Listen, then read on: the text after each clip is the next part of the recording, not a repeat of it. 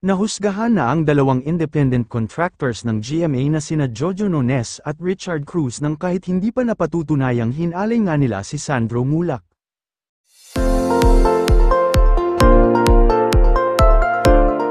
Katakot-takot na pambabash ang inabot ng dalawa sa mga netizens matapos umanong halayin at pagsamantalahan ang Sparkle artist at panganay na anak ni Nino Mulak sa loob ng isang kwarto sa hotel.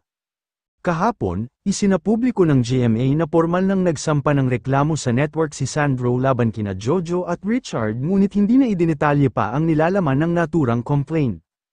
Kasunod nito, naglabas naman ng official statement ang kampo ng dalawang head writer ng GMA7 na inireklamo ni Sandro ng pang-aabuso sa pamamagitan ng kanilang abogadong si Attorney Maggie Abraham Garduque.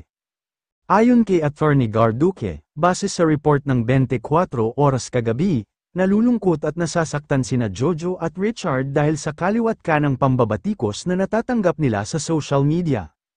Hindi pa raw kasi napatutunayang may nagawa silang kasalanan ay nahusgahan na sila ng taong bayan na parang mga kriminal.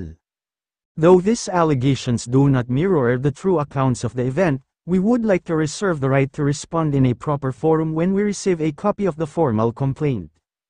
For the meantime, we urge the public to respect the investigation being conducted on this case and we advise people who have no personal knowledge of the incident to refrain from posting baseless defamatory allegations and therefore unfairly subjecting both parties to publicity trial, sabi ng abogado nina Jojo at Richard.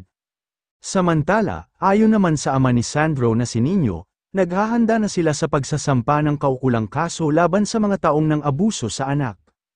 Sinabi pa ng aktor at dating child wonder na lalantad siya at magsasalita sa tamang panahon. Balitang plano rin daw magsalita ni Sandro kapag may resulta na ang investigasyon ng GMA. Sinimulan na raw ng GMA ang kaukulang investigasyon hinggil sa insidente bago pa magsumite ng formal complaint ang panganay na anak ni Nino dahil sa seriousness of the alleged incident.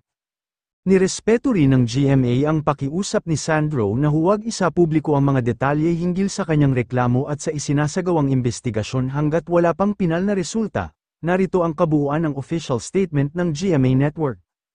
GMA Network has just received a formal complaint from Sparkle artist Sandro Mulak against two GMA independent contractors, Jojo Nones and Richard Cruz. Recognizing the seriousness of the alleged incident, GMA Network had already initiated its own investigation even before receiving the formal complaint. Respecting Sandro's request for confidentiality, the investigating body will withhold all details of the formal investigation until its conclusion. The network assures the public and all stakeholders of its commitment to conducting this investigation with the highest standards of fairness and impartiality. Ni-repost naman ni Sandro ang statement ng GMA sa kanyang Instagram story na umani ng sandamakmak na mensahe ng pakikisimpatya mula sa netizens. Nauna rito, nagbanta si Nino Mulak laban sa mga taong hindi niya pinangalanan pero pinaniniwalaan ng marami na may kinalaman sa nangyari kay Sandro. Aniya, inumpisahan nyo, tatapusin ko.